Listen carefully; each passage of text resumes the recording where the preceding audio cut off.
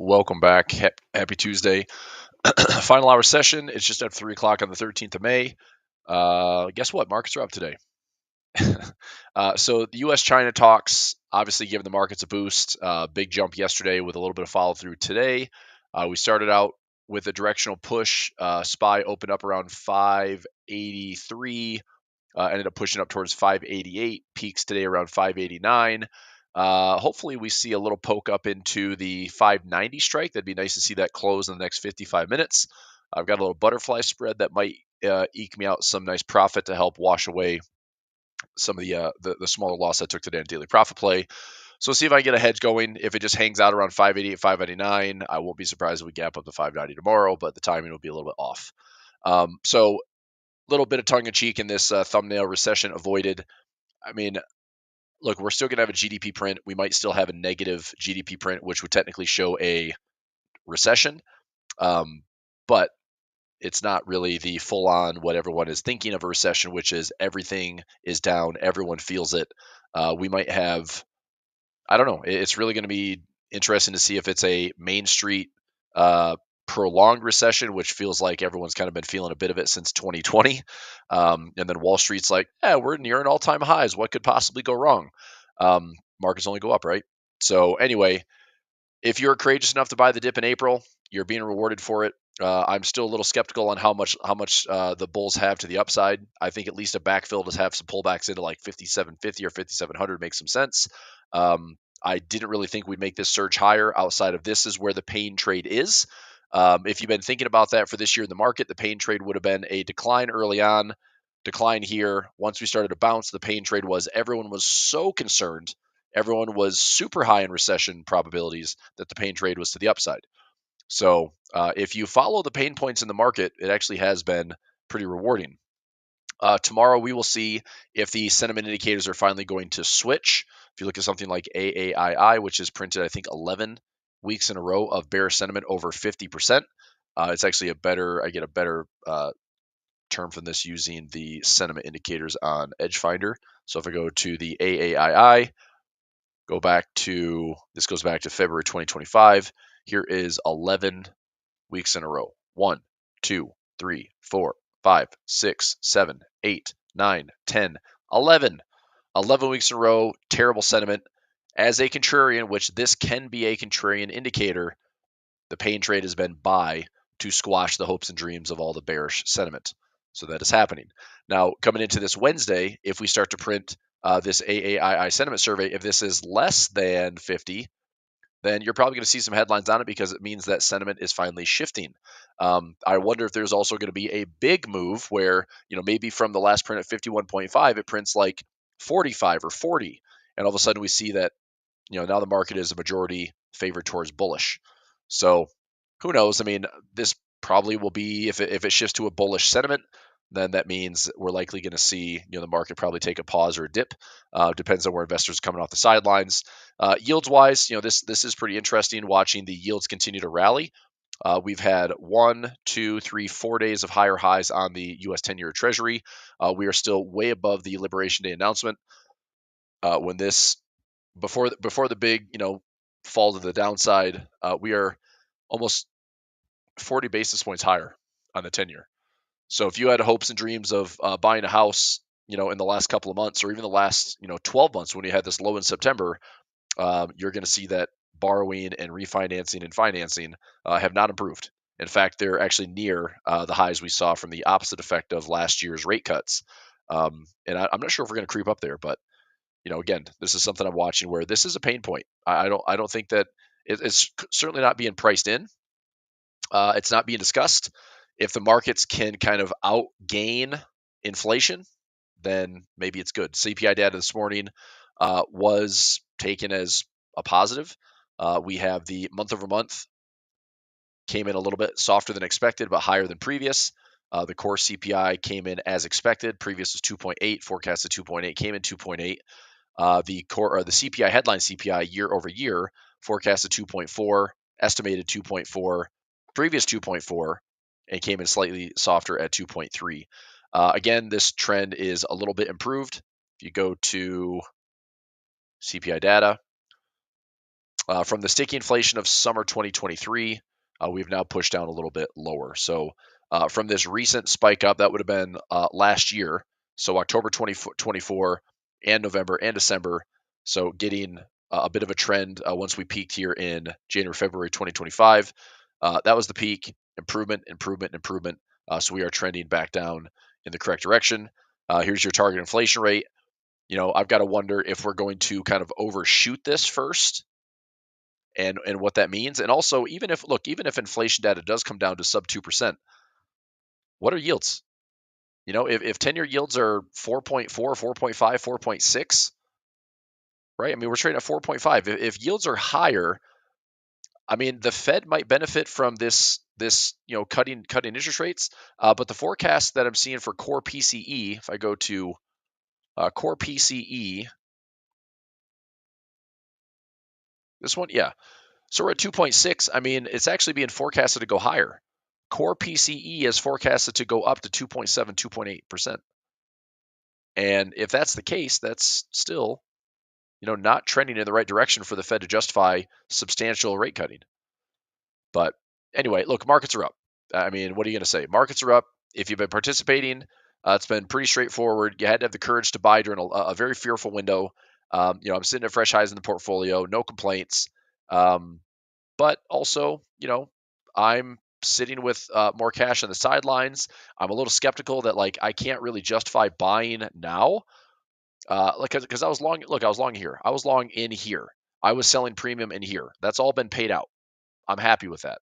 I'm now picking my battles. I'm now selling covered calls. I've got a bunch of income trades. So like this week, for example, I talked about this in my earlier sessions. IBIT. So these are all income / covered calls this week. IBIT, I want to stay less than 62 so I don't want it to get called away. Snap, I want to see it less than 10 and 1050 so it doesn't get called away. If it gets called away, that's fine, but I don't really want any of these underlying instruments to get called away. Pfizer, I have a 29, which is trading at 22 and change. That one's going to be easy. Silver, I want to stay less than 33. This is SLV. Baidu, I want to say less than 95 and 100 with a couple of covered calls that I have, and then JD is less than 40. So as these prices this week, so let's go to IBIT. I think I have most of these in my watch list. IBIT is going to be down here with Bitcoin. IBIT, it's trading at 59.30. 62 is my covered call. If it gets close to 62, I'm going to roll it. I'll probably roll it out a week and roll it up. I will try to roll it for a small credit, but I'm going to try to give myself some more time. I don't want the shares to get called away. I think there's a potential resistance level. Bitcoin at 108, 109,000. I think there's a pretty good resistance level there. Snap at 10.50. Snap, I don't think I have this in the watch list, but I'll go to this chart here. So Snap is trading at 9.12. I mean, unlikely going to get called away this week. Pfizer trading at 22.96, not getting called away at 29, but it's a diagonal spread. I've got plenty of room here. Even with this 200 moving average, having Pfizer up into like the 25, 26 handle, it's not really super beneficial to, I mean, I guess I'll look at it and see how far out I go. A lot of these covered calls, I'll just probably add to it. So IBIT is just own shares, covered calls. Snap is a combination of a diagonal and own shares with covered calls. Pfizer is a diagonal spread, which is I bought the longer term call and I'm selling calls against it. Silver is own shares, covered calls. Baidu's own shares, covered calls. JD, own shares, covered calls. So there's income on all of those. I'm not in a hurry, with expirations on Friday to jump in and roll those right now. It's like I might just let them expire for full income, and then I'll issue new trades next week on Monday. But I want to be eyeing those trades in case this market is going to, hit some fresh highs. I don't want any of those stocks to get called away necessarily. Okay. All right. So that is a little look for the week. Do I have any technical resistance right now in the markets? I really don't, but I want to check on one thing really quickly here. Let's use I've got a harmonic workspace. It's a bit noisy, but I think I can make some sense of it. Let's see if we have some overbought conditions. Look at this. I mean, by the way, this yearly candle, we are now up to, let me zoom in on this. The yearly candle is just one giant wick. That's all it is. So, I mean, I mean, think about this. If 2025 finishes positive, if 2025 finishes positive, all this is going to be the body starts here, however green we get for the year, and this is just a monster, monster, monster candle, right? So you got to wonder, like, is there follow through to that candle? Is this this could be a hanging man, right? Which is not a good sign. If a hanging man, which is bullish, bullish, bullish, and you have this giant wick to the upside, that's usually a topping pattern on a candlestick formation. So is that what we're dealing with? Is even if it goes higher, it's just a little tiny move to the upside by, I think I calculated out yesterday. I was looking at maybe a 6,500 to 6,900 window for the S&P. If we continue to push higher, we could go to all-time highs. But anyway, just crazy volatility. Let me go to the daily chart, check on some levels here. So this is harmonics and pivots. Yes. Do I see any? Okay. So what I have on this chart. So I've got a daily zigzag that's looking for a topping pattern. Let me look at the weekly here. Weekly, same thing, looking for a topping pattern. The weekly RSI, we're still coming off the low, so this could still be working its way up into oversold or overbought conditions. There's no divergence on the weekly time frame. Let's go to the daily time frame. Well, I mean, I suppose look at this little zoom in here. We have prices going higher. So we had a high right here when this market was sideways for a few days. We had about a 1 week sideways price action. We blew the highs off this week with a gap up on Monday. There is some hidden bearish divergence right there. We're not quite at overbought conditions, however. Not quite. So is there still some room and momentum to the upside? Sure. Yeah, maybe. Maybe a big round number like 6,000 could stick.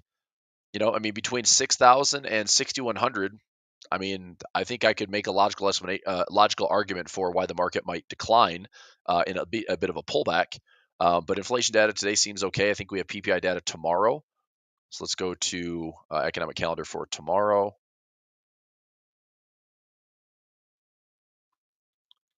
Throw this in for the live session. There we go.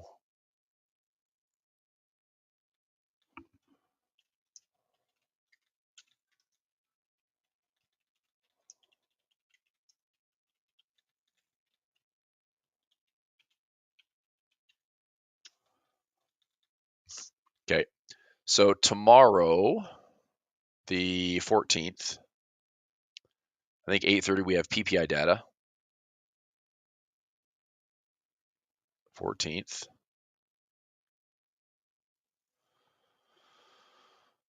So here we go tomorrow morning, 8:30 a.m. Oil inventories. We don't have. Is it Thursday? What the heck?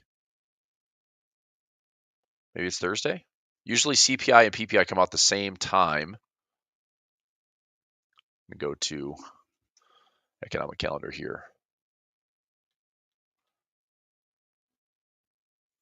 Here we go. So we have PPI and retail sales on Thursday. So this was today. Red inflation is seen as a good thing. Wednesday, pretty light. Early speak from Fed member Waller. The bond auction, the 10-year bond auction. We'll see what that offer is. I usually that's bond. That's a bond. Sorry, that's the UK gilts. So that's UK market. I was thinking that was US bond auction. It is not. So we have some Fed speakers tomorrow. 9:10 Jefferson speaks. 5:40 Daily speaks. A lot of low impact tomorrow. Okay, fine. And then Thursday, more of the same. PPI, big news. Retail sales, unemployment claims. Philly Fed. Powell speaks at 8:40 a.m. Opening remarks. Second Thomas Lubach Research Conference in DC. All right. So he's on the calendar. We have 8:30 news. Maybe tomorrow's pretty straightforward with just some Wednesday's low impact news, and then Thursday's a little bit more exciting. Friday, anything here for pressing news? U of M sentiment, and these are way higher. The argument is that the U of M inflation expectations are kind of highly skewed towards the Democratic crowd, and their expectations are way higher. So previous 6.7 revised down to 6.5. There's no forecast here. I mean, this is a pretty grim outlook to say that we're going to be heading back up towards like 6-7% inflation, considering we're down to like 2.3. That's headline CPI right now, right? 2.3. So is the market pricing in tariffs? Guess not. If we do have things that are inflationary, assets go up, stock market goes up. A good way to fight against inflation is having investments in assets. So anyway, look, at any time this market could find a way to turn. I think there's gaps and backfills here that could happen.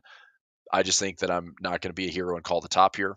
So even if we have, I will say this for my crash insurance masterclass: if we do run to the highs again, I would at least play a short-term fall, something where it's like I think this gap at least gets filled. I think we can turn that into some profit. So, and that's about it. I mean, I wouldn't spend a ton of money on that trade, but something that maybe offers a 3-to-1 or 5-to-1. I could probably find that in the futures market or trade an out of the money debit spread. We'll see how it plays out. Joy, if you're in my Discord channel, you can send me a private message. This is my Discord right here for trading. Where's it at? This guy. So my server is Chris Pulver Trading. Are you in here, Joy? If not, I will send a 30-minute invite for my Discord. So this is going to be good for 30 minutes. And I'll post this in the chat. So Chris Pulver Trading Discord. So you can join. And when you join, again, check out the rules. This is the only place that I talk to everybody. This is my profile. If you get direct messages from me, if you get fake friend requests from me, it's not me. All right.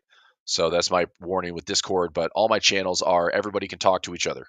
I don't want to get lost in subthreads. I don't try to have all these sneaky conversations. It's all happening right here in all these public channels. So this is me every single day. Live session test to show this is me talking. There. So there's my message. So if you want to click on that profile, which is mine, you can send a direct message to me if you would like. When I get a direct message, I do reply to those. But if you see a direct message coming from me or initiated by me, it's not me. I can promise you it's not me. I don't initiate. I don't send friend requests. I try to keep everything out here in the open, in the public eye, where everyone can see it, because that's the easiest place to find me. Okay? All right. If you're not in Discord, that's fine. I do have an email. I do have an email for Prosperity Pub members. I think it's chrispulverpub@gmail.com. So you can send me a message there. chrispulverpub@gmail.com if you're in one of my services. Yeah, that's fine. If you can't get into Discord, just send me a message. But I'm not going to type my message up into the channel, just because I don't want that to be like sitting on the internet for people to freaking spam my account. Okay, but let me know what you need, or just ask me the question. If you don't mind, you can ask me the question here. I'll answer. All right. So does the market melt up to highs? Yes, no, maybe so. I think a pullback is likely. I think a lot of good technical traders are probably a little surprised to see this break to the upside. I think once we started to top out from this level to this level, and look, I measured this thing. Low to high, higher low to higher high, measured symmetry. We blew through symmetry by, percentage-wise, like a decent amount. We're now up above this for 2 straight days. We're up almost 3% higher than a pretty good measured symmetry move. And again, the crappy part is how do you participate in this? Outside of literally, having the courage to buy this dip, which is fine, and we did. We traded our butts through this thing. I had some messages this week on, my services and members. Look, through all this nonsense right here, we have still maintained about a 90% win rate. 90% win rate on daily profit play. Okay, we have a 91 to 92% win rate. It's like 91 and change, 91 to 92% win rate. 2% win rate on waterfall income. Newsbreakers, we still have about an 85% win rate. So this is a win rate on newsbreakers. And I revamped the strategy on daily profit or double up service, and we had a trade today that hit for 100% win, and it's actually offering up more. It's actually exactly at my pin price. So if I go back into that trade today for SPX, I mean, we're trading from a 60-cent debit. It's trading for $3 today. Okay, so and again, I already took the trade out for 100% profit. But if we get a $3 winner out of a 60-cent debit, that's a 500% gain. You know, so I mean, let's do the net on that. So we did $3. We close it minus the 60 cents. It's 240. That's a 400% net gain today. Today, with a little tiny butterfly spread. You know. So anyway, point is, we have plenty of ways to make money. We're still batting about 60% win rate on double up, but a revamped strategy because and I did this in a masterclass 2 weeks ago. I'm actually really excited about the probability of profit to increase the win rate and also increase the size of our winners. So to go back the last couple of weeks here on double ups, took a winner today for 100%. Last week had a winner of 127%. Last week had a winner, or the week before that, 160%, 57%, 72%, 82%, 93%, 243%. So we're packing away some winners. You know, so my point is, there's still good trading ahead. You know, I mean, and honestly, if the market goes up, this gets a little bit easier just because it's going to be this freaking melt up that everyone's going to benefit from. So everyone that had the courage just to stay in the market is getting rewarded. Anyone that had the fear to jump out of the market is missing out. And that's where the pain trade is. So look at this. S&P turns positive for 2025. Sure. Like it's a sliver of green right now because we finally went all the way down to this giant wick and we come all the way back up. This is what the yearly candle is going to look like, something like this. So the year started out right in here, right? There's your year, a little bit of wick to the upside, a monster wick to the downside, and then we have the green that's just now starting to pop up. So this candle is officially turning a sliver green. So we're positive on the year after a 20 to 21% correction, after 26, 27% correction in the NASDAQ. And again, I just want to find ways to participate and look at if I'm gonna buy. Well, let's take this pattern. Let me make this a little bit cleaner chart here if I can. Let me go this workspace here. Let's go SPX. Okay. So now that we have broken this high, there's a couple spots I'd be watching carefully, right? So we take out this high. Okay. This to me serves as a potential gap fill, and we potentially have this like pullback zone, right? So if you connect the dots on this high here to this resistance, connect the dots. Well, there's kind of a neckline, right? If we are going to use this as a swing, a pullback, is it possible that this is now a pullback to be a bounce? Or is this a pullback that has a lower high, lower low, and then this becomes the left structure, right structure to hopefully allow bulls to position for this? I mean, give us a chance to participate, yeah? And maybe it does, maybe it doesn't. I'm hopeful that we get something. I mean, I can't believe that we have gaps in the futures market. We've got gaps in the indexes, obviously, and we've got major levels that could be backfilled. But honestly, if we go, up to all-time highs without filling in any of those gaps, then I'm probably going to look at taking some type of, low risk, high reward hedge that can pay out pretty well in there. So if you're in my crash insurance masterclass, that's a great place to do it. I'll probably throw together, impromptu course on that, or not a course, but a video update, and we'll talk about where I'm trading at these all-time highs. So it's going to be cheap. I mean, I'll probably risk about $500 and see if this trade can offer, maybe I'd say 4K or better. So try to get like an 8 or 9 to 1 profit, and even if I can't turn it into that type of gain, I would still look at something along the effect of, let's see if we can get like 2 to 3 times profit, something along those lines. So, because, I look at this, if we get to all-time highs, and then we have a pullback, can we see a bullish pattern here? If this is a left shoulder head to neckline, would it make some sense that we could get some buyers coming back into here for a bigger move to the upside? Because then all of a sudden we get a chance to buy a dip, right? We come back into the neckline or higher, and then we have measured moves to all-time highs. So, again, my plan is clearly changing with price action, but was initially designed for a low to high, higher low to higher high. Well, we hit that. Like that was right into this gap. Well, we gapped higher, so we kind of blew through that expected move. So the other measurement was, okay, maybe this is a head and shoulders, or I'm sorry, a cup and handle. So we break that line there. So we measure it this way. You take your swing here, you project it above your swing here, and that puts us right around 6,100, just shy of the all-time highs. So if that's where we are going, I think there's going to be some technical profit levels there.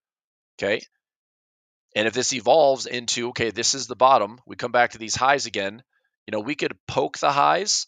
I think the market could still have a bit of a pullback, and it might get a little nasty out there, but maybe we pull back into this gap fill, right?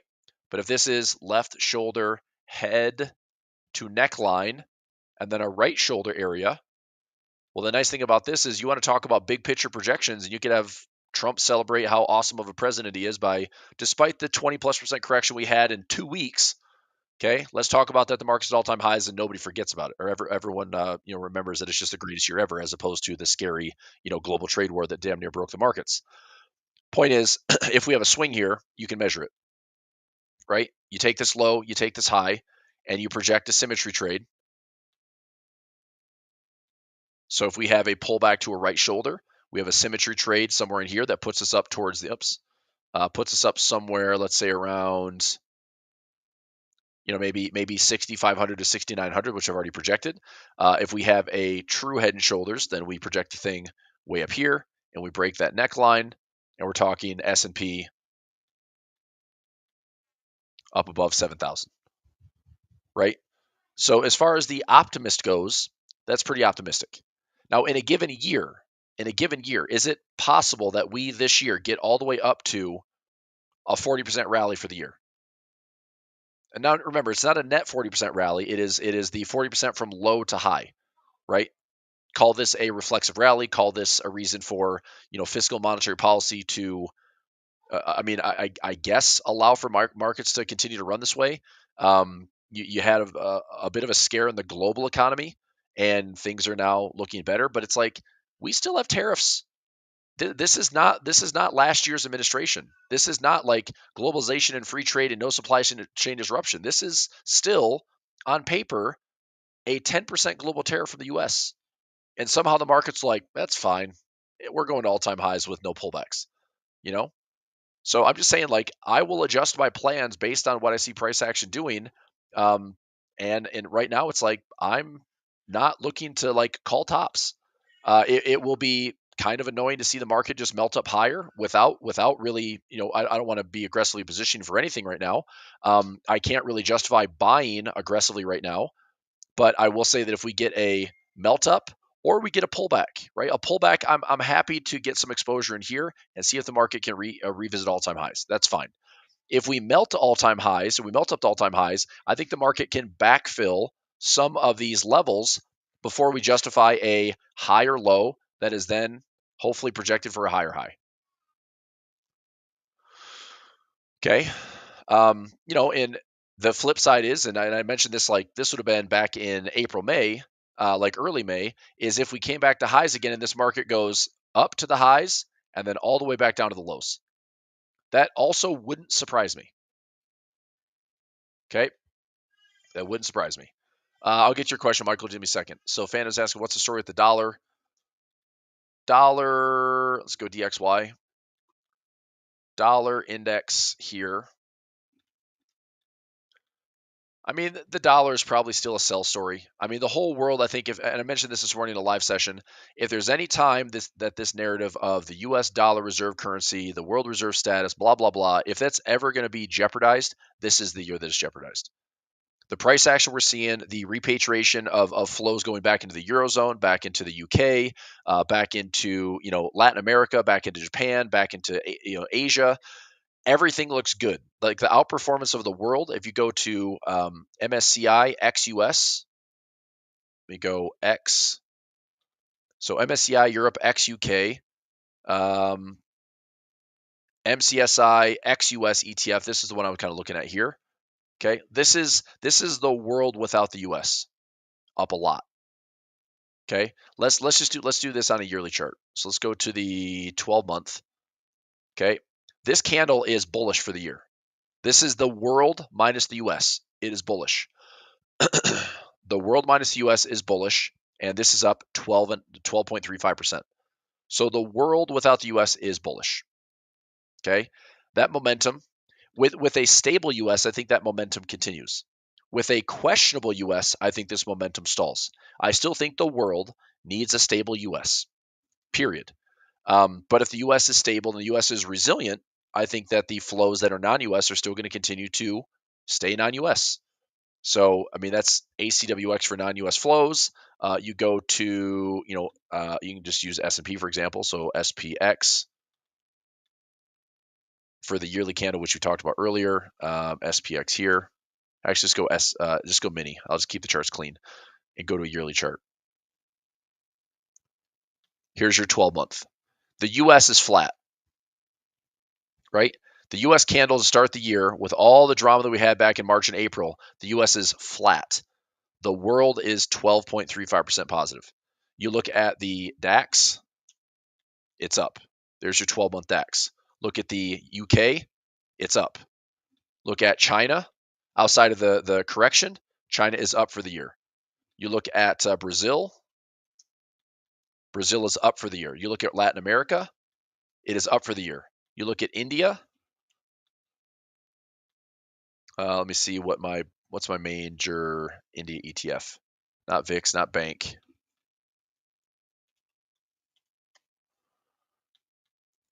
Let's go just INDA, or this is the Nifty 50, but let's go INDA.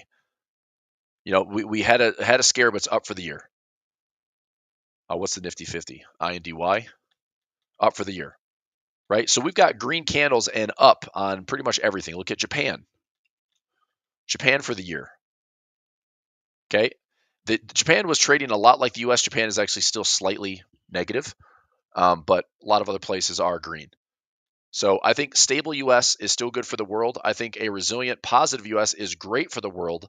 And like I said, this is the question that Phantom asked about the dollar.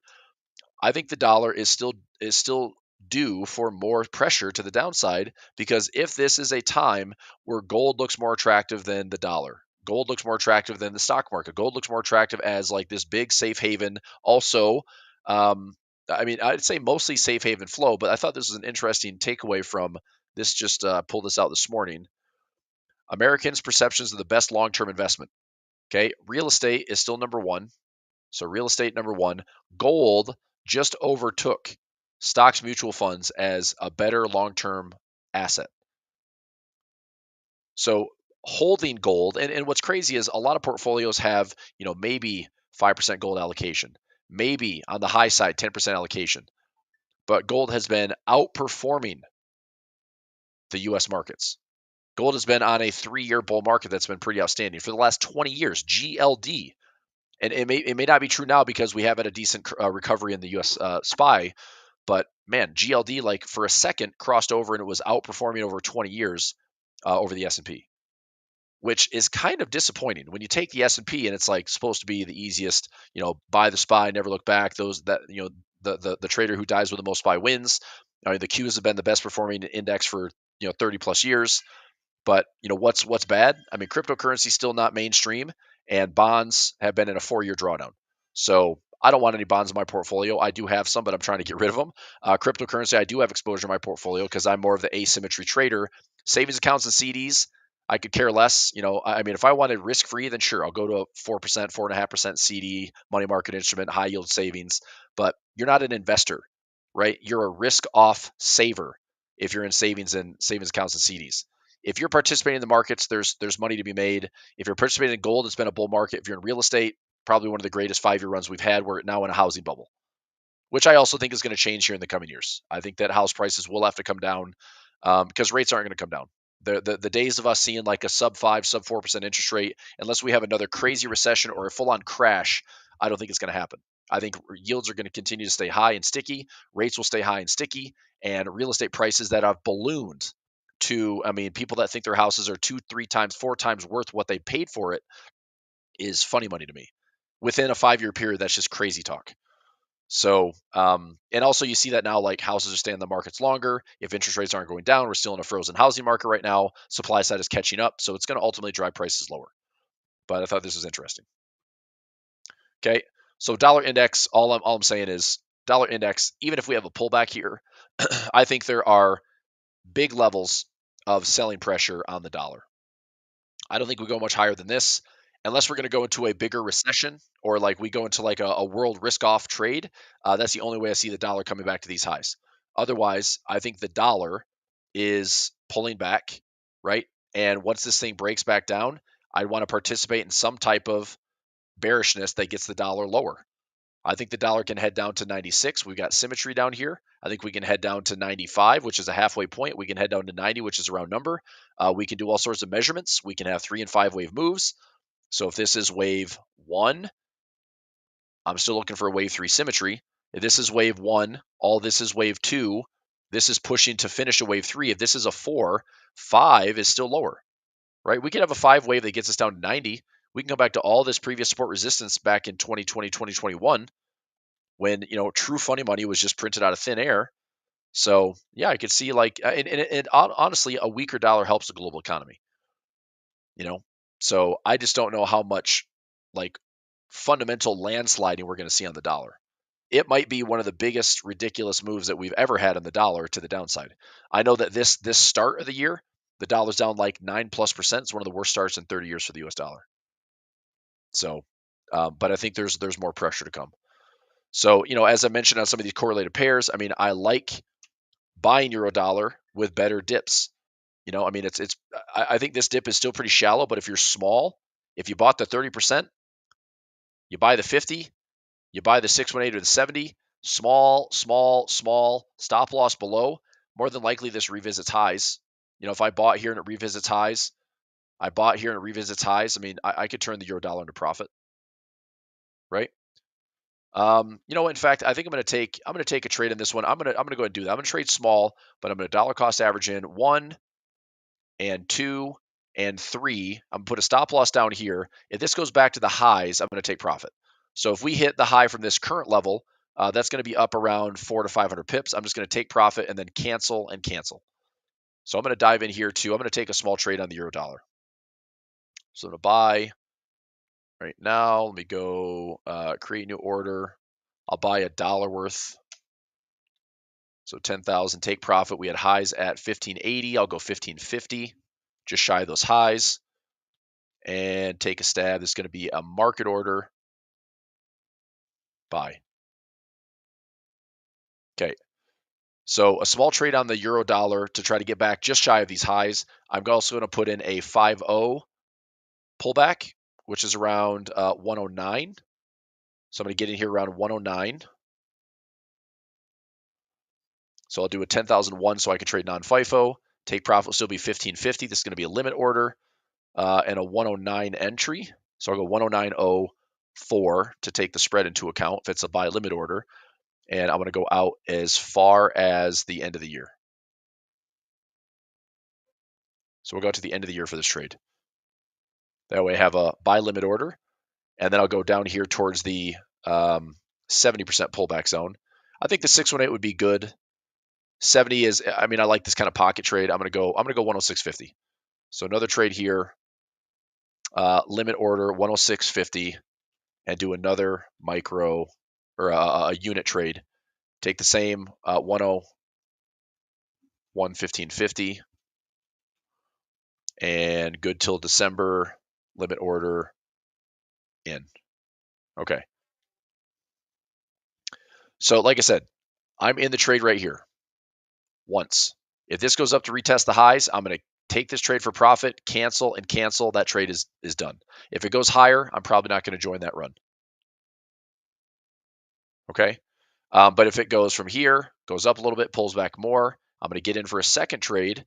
If this level goes to the all-time or this recent high, then I'll have profit on this trade, combine those two together for some nice dollars, and I'll cancel this trade. Okay. But as long as price doesn't come all the way back down to invalidate this low, then I'm going to take the swing opportunity in here to see if the dollar pressure remains and we can trade this thing higher. So there's two levels for profit. That would be either one, back up at the same highs, or two at a 18127, which is just a tiny bit higher before this thing pulls back. Okay, so yeah, I'm just gonna hold it. I'm trading small. I mean, I can handle a pip wise. I mean, I can handle a drawdown. That'd be about $1,000 drawdown. So I can handle that. 1,000. This would be a drawdown of maybe seven. I mean, I probably take about a $2,000 drawdown, which is, I don't know, like a 1.5% drawdown. I can handle that.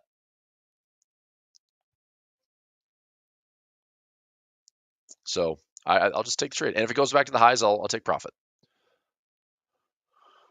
Okay, all right, Michael, I got you, dude. AT&T, we're at 26.47. Dynamic support to me is we've got levels around 25.30. I'd say that as my price action support. If we pull back into this dynamic trend zone where we have the 100, 144, 200 moving average, anything between about 25.16 down to about $24. So either equal lows or this 200 moving average, that'd be my support. So, I mean, I do like the trade to stay in this uptrend. We did have some overbought conditions with divergence, so I can see why it's topping out a little bit. But the nice thing is you look left on the chart, we could still go higher. We could still go higher, right? We've broken all this trend line. If we pull back into, this recent high, that's also 200 EMA support, holding this level here for a dip. It's not a super volatile currency pair, or sorry, not a volatile stock. So even a little pullback would be fine. I'd still be interested in buying some dips on AT&T. Fair market value should be higher. AT&T, fair market value, we're trading at a 16 times price to earnings. Yeah, I mean, if you're willing to ride this thing out with a little dividend, it's a decent dividend. 4% dividend. Levels up to almost $30, levels up to 32. Go to a higher time frame. I mean, debt is a little challenging for them, but I mean, levels at 30, levels at 32.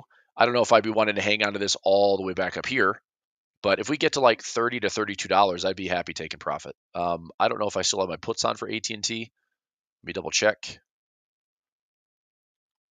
So I have a naked put combo trade here. Naked put combo 25, 22, and 20 pulled in $6 is up 52% right now. That's out a little bit longer. I may look at a T naked put. So I have some naked puts on Nvidia that's up about 68%. I've got some naked puts here on AT&T that would be up about 52%. A little bit more time helps. So I hopefully can ride this out a little bit. And then we've got some more naked puts here. So 25, 22, and 20. Naked put combo, 25, 22, and 20.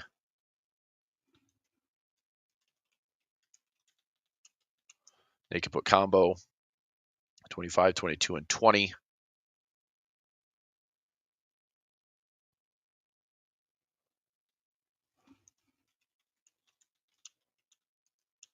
Naked put combo, and then a 20 by 17. That's a bull put spread.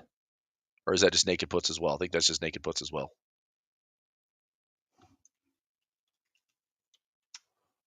Yep, so those are naked puts as well. Let me see if those are up a little bit more.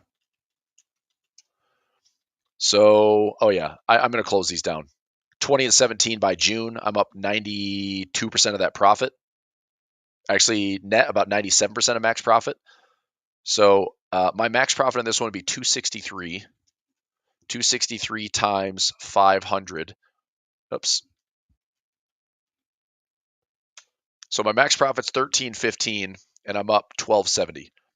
For the next 38 days, I mean, the odds of this thing being threatened are pretty slim, but for the buying power and for the majority of profit, for me to make an extra, $40, I'd rather just take the profit now and get the buying power back.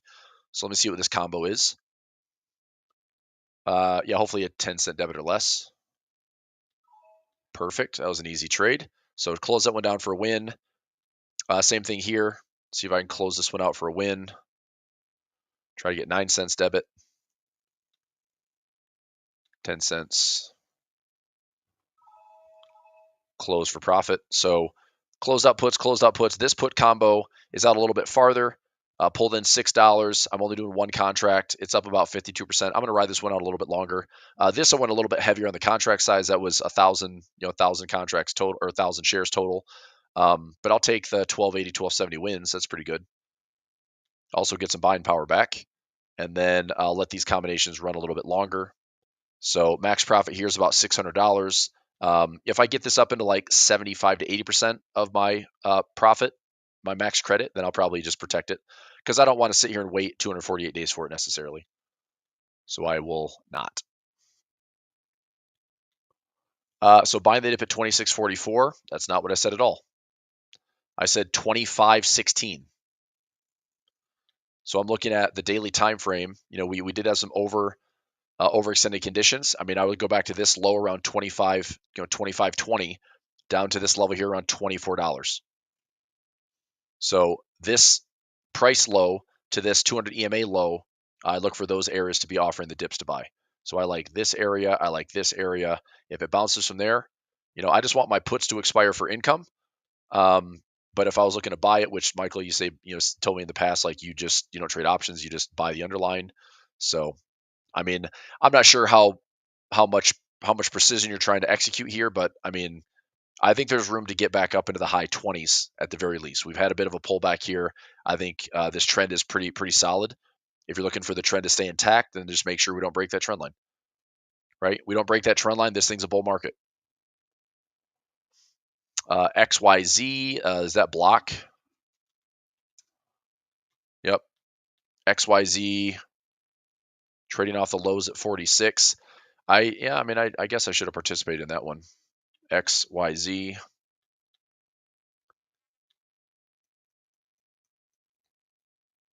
Dirt cheap. Fair value. I mean, that's what I don't love about it. It's like, why does it have no additional discounted cash flow model? That looks good.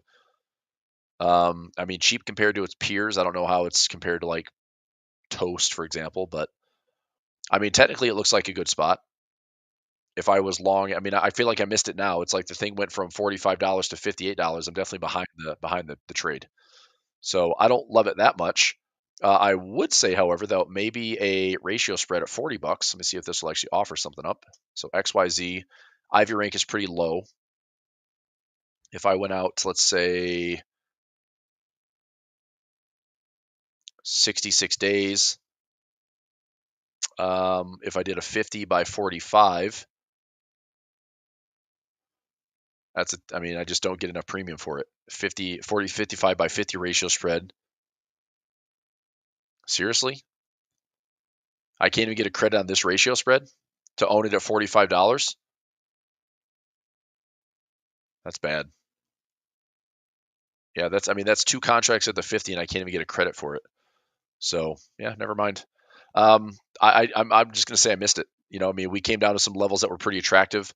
October 2023 lows before the market started to rip back up. Just looks like a range trade to me.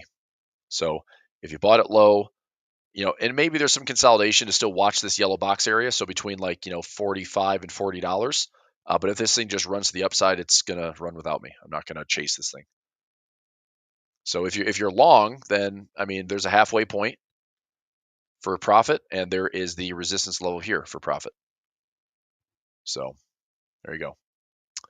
Okay, and end of day SPX. I got to watch this. I took losses on my SPX daily profit play today. If this comes back down in the final 7 minutes, this is what I don't do. I closed out my trade for manageable loss. I took less than, it was like $580 today on the loss, but max loss would have been about $1,500. So I'm saving myself some risk, and it's fine. Like I'll live the trade another day, 4 or 5 days in, I'll get back to break even or better, and I'll just keep grinding through it. But if you held on to this thing all day, you're now in pretty much full risk land, unless this thing just drops a quick 8 points or a quick 13 points. You're taking on all that extra heat. So I'd be down another $1,000 and still be hoping that it comes back to my blue level. But if it doesn't, then I'm just wasting the risk. So we'll see if it gets back down here in the last 6 minutes of trading. That would be And again, like I'm not going to be frustrated because I know that for me, I feel better getting out of the trade with saving myself $1,000 in risk than watching this thing and hoping and crossing my fingers that it gets back down to like 58.80 today. So, and it very well could. Who the hell knows, right? This market could drop a quick like 20, 30 points. I mean, the highs today around 59.06. It needs to drop 26 points. So from this level, if it goes down 26 points, then there's a chance for that daily profit play all day to finish positive. But that's not my style. I'm usually out of that trade between like 12:30, 1 o'clock at the latest. And, I ended up bailing on the trade for a small loss.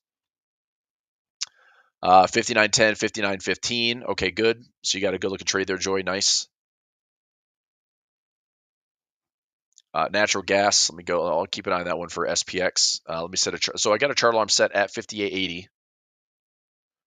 Let's see if we get there, I guess, in the final 5 minutes of trading. It might get there. Let me see what that trade was looking like this morning. So SPX this morning, still trading it. I mean, I got out for $6. It's still trading at $6. It's way less liquid at the end of the day. This one is trading for, yeah, it's still a loss. I mean, they're still both upside down a little bit. We'll see. Again, it's just like I don't want to sit here and try to trade this thing in the final minutes of the day. That's what a butterfly spread is for. Trade in the final minutes on a butterfly spread, not a freaking iron condor. So I'm out of this trade. Spike below the current VWAP. Okay, but what did it do all day? Did it stay above the VWAP all day and came back down to it? Let me go to my futures feed here.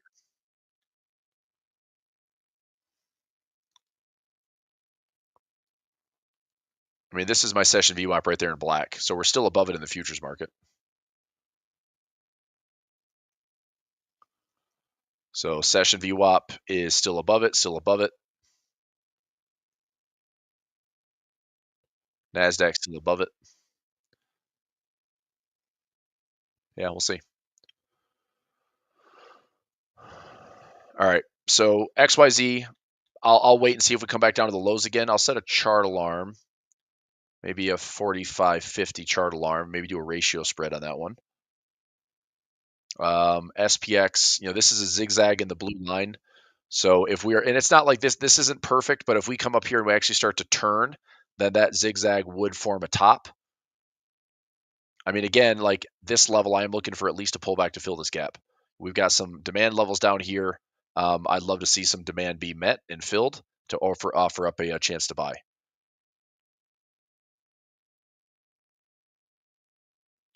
Okay, final 3 minutes. Unlikely going to get to my 590 cross on SPY, so I'm going to take a small loss there as well. And yeah, I'll eat the daily profit play loss today, but we're still up. I mean, the last like 20, I thought today if we had 2 winners today, it would have been 24 trades in a row. I have 22 out of 24 winners, which is not bad. So a nice little streak running, 22 out of 24. 91.6% the last few weeks.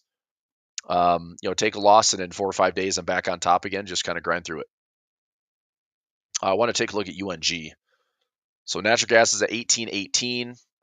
This week I did. Let me see when I rolled down my UNG calls. UNG calls. I rolled them down to 19 for the 21st. So that expires next week. All right, I'm going to continue to sell more calls against my long position. This is a diagonal spread. Tesla's up to 334. I'm still just rolling calls on Tesla. Income trade, roll my calls. Lower my cost basis, roll my calls. Keep going. I'll keep doing it. Okay. I've got some profits across the board. Fresh highs in the year. That's fine. All good. CB should be a winner this week. MO and BTI with defensives are down a little bit. These are puts. MO, if this one comes back into a more attractive level, I might do a sell put on this one. So we've dropped a decent amount. So from these recent highs, MO is down about 8%. And I look, the same thing here. I think this is a pretty good bull trend to get involved with. So if we come down into this 200 moving average, I'm probably going to sell some puts. I wouldn't mind taking some shares. It's a 6 to 7% dividend. It's pretty low volatility. I think this one has good upside potential even to this channel. Defensively making our way back to all-time highs, but maybe we're just having a pivot away from defensive for a moment, and it's going to be more growth oriented. Nasdaq's come back in a pretty big ways. Is this end of day shenanigans or continue this? I mean, it's both. I mean, this is why end of the day stuff is it's a guess, you know. I would say this: if the market started here, we had about a plus minus on the day of 25 points. Okay, so market makers did not accomplish their job today. I don't think. Let me check the numbers here, but we were up, I think, as high as 50 points. So we opened here. Okay, we opened here, and this close is plus minus 34. So not plus minus 25. I mean, maybe this thing drops in the next minute, but I doubt it. But we were up from the low to the high when we opened. We were up around 53 points on the day, and we pushed down here. It's about 31 points at the close. So 80, 58.86, 58.80. That was not enough to get my daily profit play back in profit. That still would have been a loss today of my 58.80 would have been down $6.55. I mean, minus the credit. So maybe trying to think 655 minus the 265 that I took in. It's still a losing trade, right? That'd be $390. So $3.90 would be my loss today on one of them. The other one was a 58.85. That would have been down $1.55. Again, this would be if it's cash settling here, and the I pulled in $2.50 credit. So that would be what? It'd be a down $1.50. I'd actually walk away with profit on that one. So I'd make about $1.05. So I'd have plus $1.05 minus 390. And this is saying if I did absolutely nothing, if it did absolutely nothing for the day, then I would have netted out about minus 285 bucks. So I could have saved myself a little bit of risk. I got out about 585 for a loss today, but I got out, way earlier. But, again, this is what I don't like to do is sit on the trade to the end of the day, because if it stayed up here, I'd be down $1,500, right? Granted that the way the numbers worked is it would be down 285. I took the 585 to live and trade another day. So it's fine. But that's where we're at. So tomorrow is a new day. Daily profit play. I'll just take the small losses. We'll move on. Hopefully by the end of the week we're back positive, and just continue to grind. I'll take the same approach for tomorrow. I might trade a little bit more actively tomorrow if we have low impact news, which we do. Hopefully we just have a nice kind of calm day. PPI is coming out Thursday. We have a big OPEX cycle, which maybe there is some some shenanigans going on towards this week because there's a major OPEX cycle with a May expiration. But I'm only trading for the mornings anyway, so usually within the first like 2 hours of the day, trying to grab some quick profits. Okay, all right, so that should do it for today. So AT&T, I'm good. Philip Morris watching this one here. $54. I'm going to set a chart alarm around 54.50. Because if we pull back to this 200 moving average, I'm going to sell some puts. This was one of my better positions last year. I still have some exposure by about 1,800 shares, and it's still positive. I mean, here's my MO position. MO's up about 30 grand, about $29,000, and I'm still covering out to the end of the year. It's a defensive play. I'm just pulling in some dividends, and I've got some price appreciation. For the other accounts that are out of this trade that I took, I mean, I bought this thing. Let this thing run up to like 55. I started selling covered calls at 55 to 52.50, and I got out of the trade. So if we get a pullback here, I don't mind this as I'm going to buy some here and maybe just sell some puts, right? Maybe some income trades. If I get assigned, I get assigned. But if it's, chunk at 55 and then down here, maybe a chunk at, below 50, I would be happy to hang on to some, trade one, trade two, range trade this thing. I think I could survive this for some dividend plays, not correlated, low beta, high dividend. I think I could turn this into a nice little winner. So even if the stock goes sideways and I can generate 7% on the underlying, that's okay. If I get price appreciation on top of that, then that's a magnifier. Gold and oil. Gold with the dollar. I mean, if the dollar's pulling back to the upside, gold is kind of range bound right now. I've said this for weeks now. It's like I've been waiting for a dip on gold. We're getting a bit of a pause. I'd personally like to see gold pull back a little bit more before I start to participate in more entries. I'm just riding gold out. I'm long GLD. If we have a pullback, then I'm going to start trading GC and GLD and get more exposure. So in this area, I want more exposure to gold. But if we go sideways, I'm just going to wait. If this thing goes sideways, sideways, sideways, sideways, I'm not doing anything. I'm really not. So if it goes higher than from there, fine. Um, but I think this bar count to me is still why I'm not taking the trade.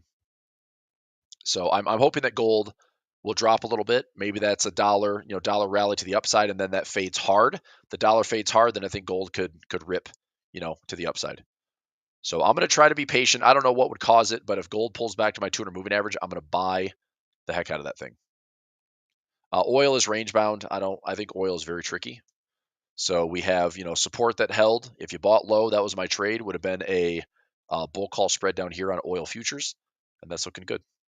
That was it. I got scared out of the trade. I didn't do a bull call spread. I did a 1-1-1, which was, kind of, it wasn't unlimited risk because I actually added a hedge to it, but it was a trade that I got scared out of. I took a minus $10. Like I literally lost $10 on the trade. No big deal. But had I, held in the trade, I'd be up about $150 right now. So I think oil is a range trade. We had equal lows, we have highs here. It's just going to be sideways, and your guess is as good as mine. There's a lot of resistance on oil if we hit the 200. I think oil is still destined to probably sell off more. I think the pressure is to keep energy prices as low as possible so inflation doesn't spike up in the U.S. I think that's a big deal. So that's part of the reason that we've seen inflation data relatively good is that shelter prices are coming down, and oil prices and energy prices have broken some major support. Okay, silver. I'm still long silver, and I actually love silver. I'm hoping we get a break above 35, and I'm looking for this thing to go into the 40s. So I don't know if it's going to break out first or if we're going to come back in and retest, maybe a 29 support, maybe a 26 support.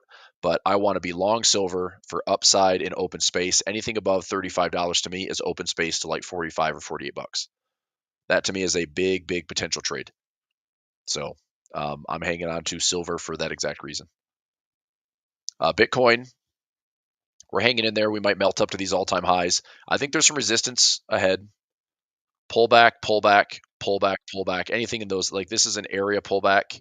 This is an area pullback. This could be a range trade as well, right? We go up, we go down, we go up again, we come back down again. If we fill this pocket, maybe a dip, or obviously the lows. I think if it offers an accumulation, I'm really excited to accumulate some Bitcoin again down here. If it breaks and goes higher, then enjoy the run and enjoy that price appreciation because it's one of the few things that'll be running pretty hot. Okay, good. What kind of measure move would you chart on oil? I don't know. I mean, this is my measure move on oil in yellow. So if this is a high, low, lower high, lower low, I mean, oil potentially heads down to $40.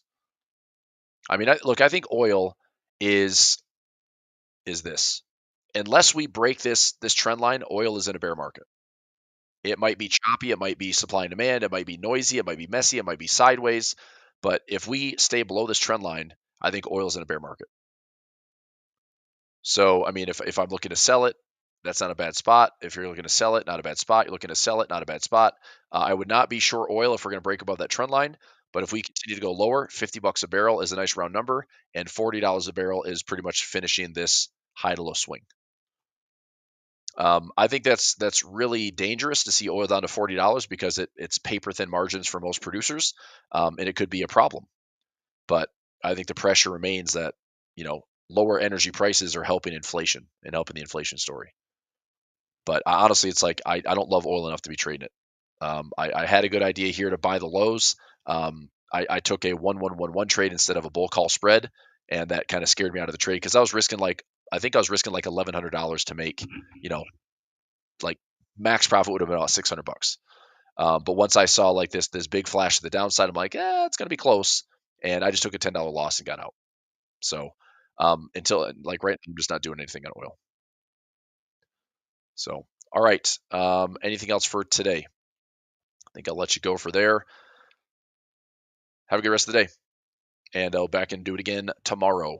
If you're a subscriber to the channel, great. If you'd like to subscribe, you know to click that button, subscribe, notification bell. We go live almost every single day for the final hour.